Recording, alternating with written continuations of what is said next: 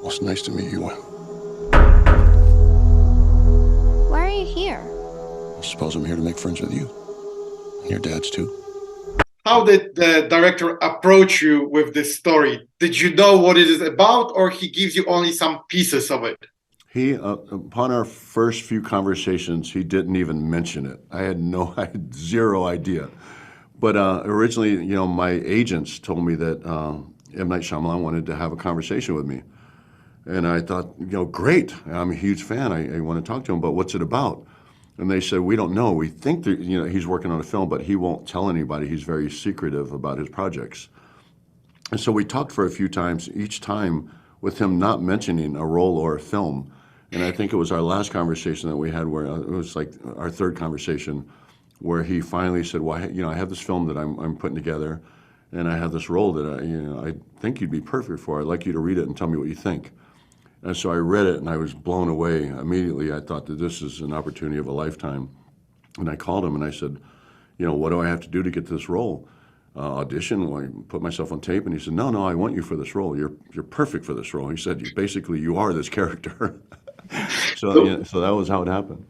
So as I understand, your first meetings was you thought he's a fan, not a guy who tried to pitch you something. No, I was his fan. I think our first conversation was me just really picking his brain about his films because I was such a massive fan. And then I think the next couple conversations were just us really talking and getting to know each other. It's just kind of, a bunch of small talk, how you just kind of get to know one another.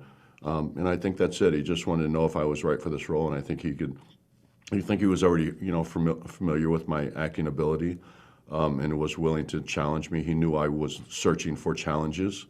And I think, he said, I got a challenge for you. And he thought I'd be right for the role. So he cast me.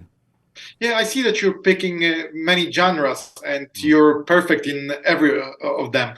Yeah, and my question is, when you read the script and you think about yourself, if you would be in the shoes of the characters sitting on one of those chairs, right, what would you decide if they say you sacrifice something or you stick with you, but the world will burn? Well, I think if I was one of those characters being asked to sacrifice, I'd be in the same position where I wouldn't believe it was real. I mean, it can't be real. The apocalypse, people think of, the world ending, it's never going to happen. It's impossible. But, then it comes down to, if you realize it is a real thing, this is really happening, are you willing to make a sacrifice? And for me, obviously it would be hard, and it's hard even saying out loud. You don't want to say it, but would you be willing to make a sacrifice or sacrifice one of your family members to save humanity? I think it's got to be, and the hard answer is going to be yes, you would. I mean, save, billions of people. It's never going to be an easy choice. But I think, that message doesn't have to be taken literally. It doesn't have to be that massive of, the world ending. Are you killing one of your family members? The real message is to sacrifice, a little bit of yourself, maybe every day, just to help someone else who is less fortunate. And that's the smaller message. But I think that's the big message in this film. The sacrifice goes a long way. And you just come back from Krakow, from Poland. So how was it? It was great. It was great. We had the greatest time. We had a great experience. It was cold and snowy, which I'm not a fan of. But we had, it was beautiful. Krakow was beautiful. And our, the filming process there was really great. And the film that I did there, I'm very excited about. I think it's going to be a big hit. And it is an action film with a lot of heart.